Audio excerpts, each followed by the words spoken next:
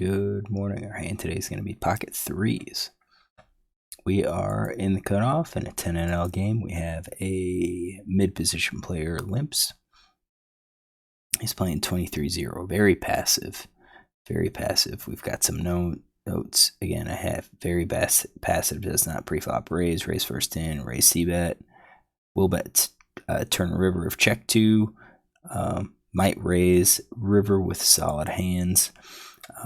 You can see that cutoff is a little unusual, but I think his stats are increasing with position with the BPIP. You can see his pre-flop raise 0 out of 543, raise first in 0 out of 218. This guy is limping anything that he's going to be playing. So here's a decent range. This is 24.6. Maybe something like that, 24, maybe even not with some of those, maybe 23. We're gonna go with something like this. This is limping range. And then when we look at cutoff, this is our ISO range. So always an optional. So pocket threes is always. I think this is fine. He's gonna have a wide range. He's passive. I figure he's gonna be folding quite a few of his hands, and if he doesn't fold pre-flop, then good chance he's going to fold on the flop. So we raise the 5 and we get a caller, which is surprising. I guess not too surprising. But all these three players are loose. So this player is playing 36-2. This guy has I've got some notes on him. I've played quite a bit. So I have a 3-bet range of kings plus and jacks. So 4 hands total. It looks like he is 3-betting basically pocket pairs. He does in these last 12 weeks or so. He's only 3-bet one time, 1 out of 91, and that came from the big blind. So I think if he's playing, he's also calling. On the button, he's calling 44%, and that seems to jive with what his VPIP is, which is 41%. So we're going to look at him as having a pretty wide range. I initially had ace king as like 50%, but I'm going to make it 100%. I don't think he's going to raise with that. Aces, I do think he's going to raise with. I don't think we have to have any adjustment. But kings, queens, and jacks, since he's had so few times for 3-bet, I think it's a little less likely that he hasn't had any of these hands. So that means he's probably at least just called a raise with that. So we've got called 2-bets from blinds range. I do have kings. I've got 10s to jacks. It's in there.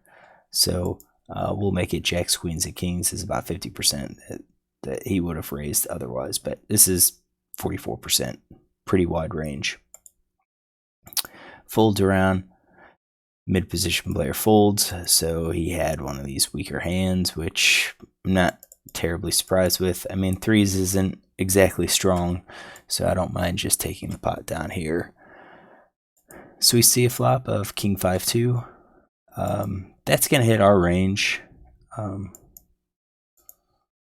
It's going to hit our range a little bit better. I think we exclude kings from his range. He can have queens and jacks, and I think he would call once and then probably fold those hands if I fired out 2 bets. We do have backdoor straight draw potential. So when we're looking at c-betting, we're not going to be c-betting as much. But I think we're going to likely c-bet this hand because my guess or my plan is we're going to be checking, probably going for some check raises. And I think our check raises are going to include our sets. I guess the question is he going to bet if we check?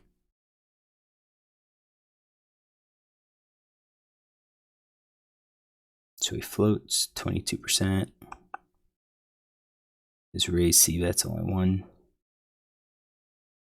He Do I not have that? I've got the probe. I don't have a probe here.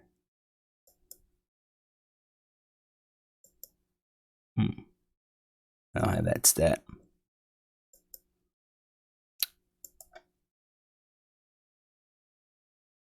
Our range, I think it's a little, he's a little different. Better players probably aren't going to have this wide a range on a call. And I think they won't have as many strong hands or potentially strong hands either. So I kind of feel like we're looking at, if we're going to bet, we can bet a set, we can bet over pair, we can bet top pair, we can bet these pocket pairs less than the top cards. But it's going to, if we get called, are we really going to continue betting those? So I kind of think we're looking at checks. So I'm going to hit check raises. Could be a set, two pair, over pair, set two pair and over pair. I think our flush draw could be raised. Our gut shot could be check raise.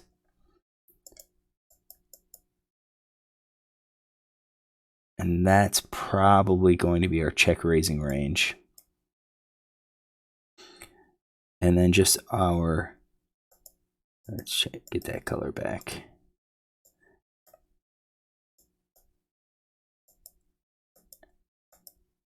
And we're going to have everything else. And then I kind of feel like a check calling range would be something like this.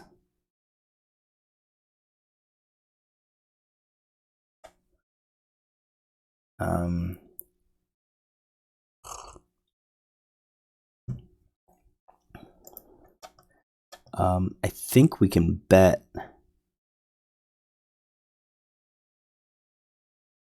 think we're going to have to add another color. I think we're betting those hands, ace, king, king, queen, king, jack. Although, I mean, those are gonna make good check call ranges. So maybe bet king, jack, king 10, king 9, king 8. We're betting those is kind of like a bluff. I like these check calls because then it sets up, if he checks behind, we can bet if we improve with a lot of those hands and possibly get a fold. So we're at 59% selected. We have a bunch of hands that have missed. So I just think we're probably going to be checking a lot, check calling a lot here. But I mean, I do like betting here.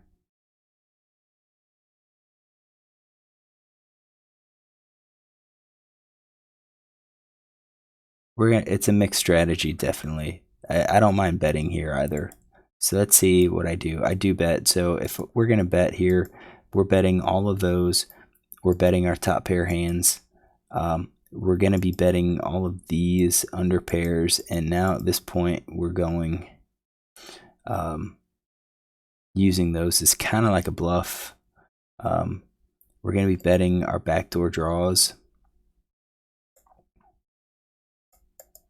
So we're going like those.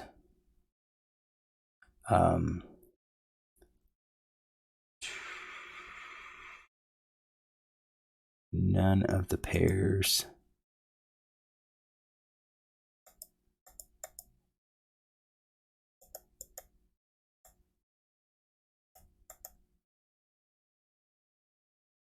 Yeah, I think these are going to be like our backdoor draws. So we're betting. And of course, some of these are just, we're betting as kind of like a bluff. They're not all value. And I don't mind checking here either, but villain folds a lot, so I think we attack. I think that's the idea. I think he's folding too much, so we attack. I probably bet too much. I probably should be betting like 4 or 5, 4.5 big blinds. And villain calls. So what does he call with? think he calls top pair. He could call one of these. As I said, he probably calls an under pair at least once and then folds to a second street. So I think we're looking at something like that.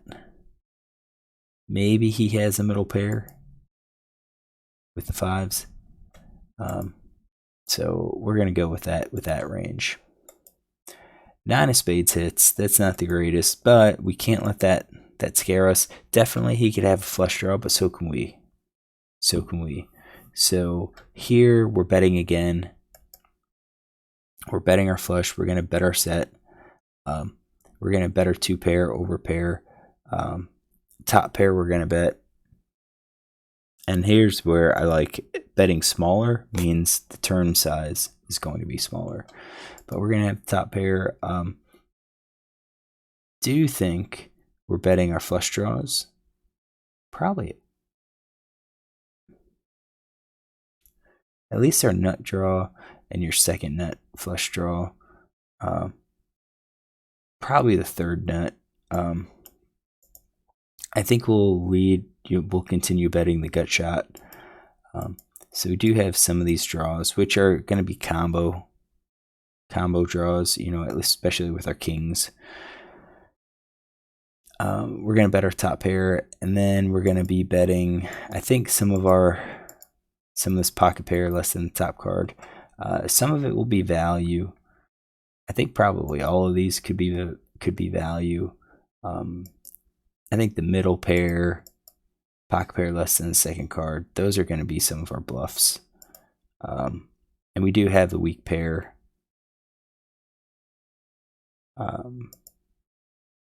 That we can still continue betting.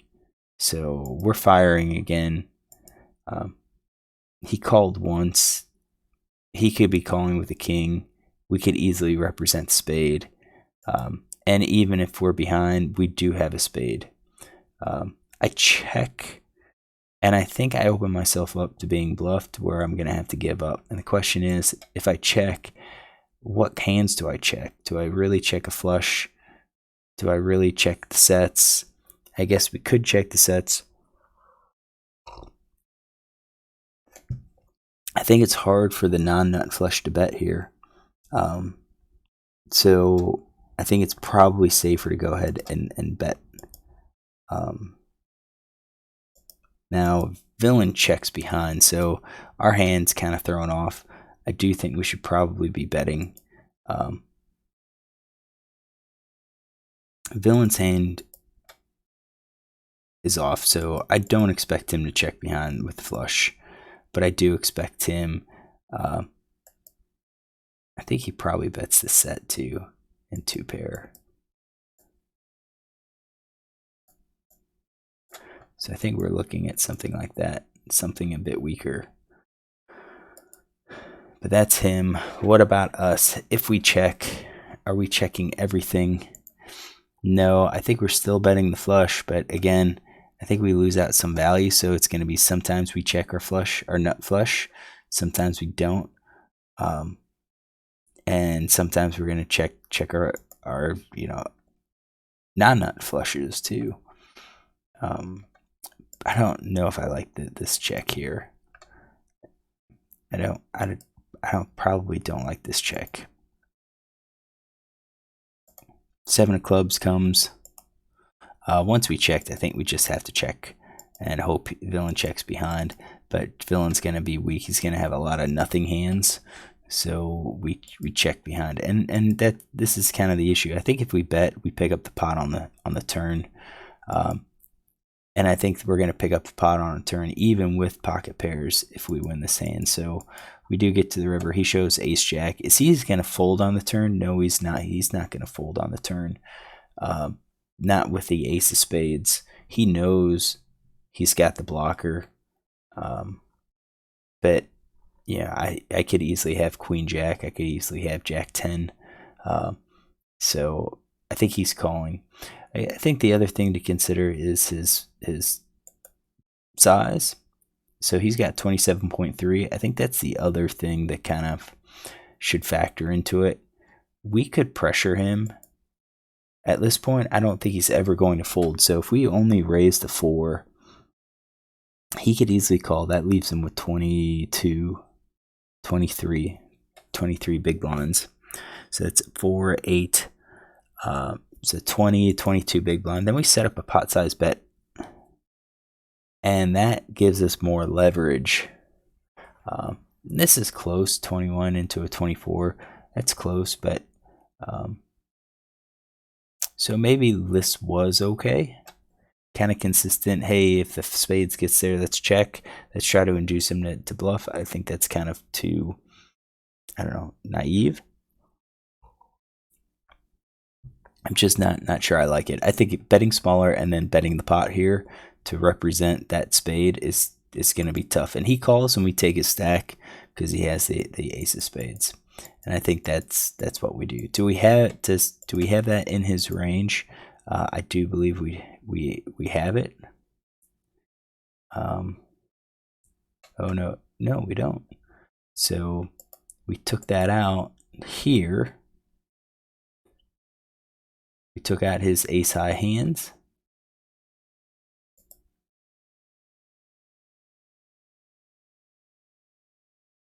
Yeah, the ace jack. So let's add some notes and move on. So this player call 5 baby ISO from cutoff in button with ace spade jack of clubs. He is in position and he called 50% check on a king spades, 5 spades, 2 of diamonds, 9 of spades, 7 of clubs. All right, so working through the sand, I didn't catch that. I think messed up the sand, messed up the bet sizing. Should have bet smaller on the flop. That sets up a pot size bet on the turn. And then do you think we should have bet on the turn? And I think we're going to be betting basically our entire range at that point. We're going to be aggressive. We bet once he calls. We're going to say we're not afraid of that spades. If he has a king, so be it. But I think a player like this, now that he's called ace jack, is going to call. He's not going to believe us for that first bet. He's going to probably float and then probably give up to that pot size bet. And so we can extend all the way down to these pocket pairs, which if he folds, hands that have equity against us, that's great. And that's kind of what we want. So I think we shove this range 95% and take it down. All right, hopefully you enjoy this, and if you do, look tomorrow for another one.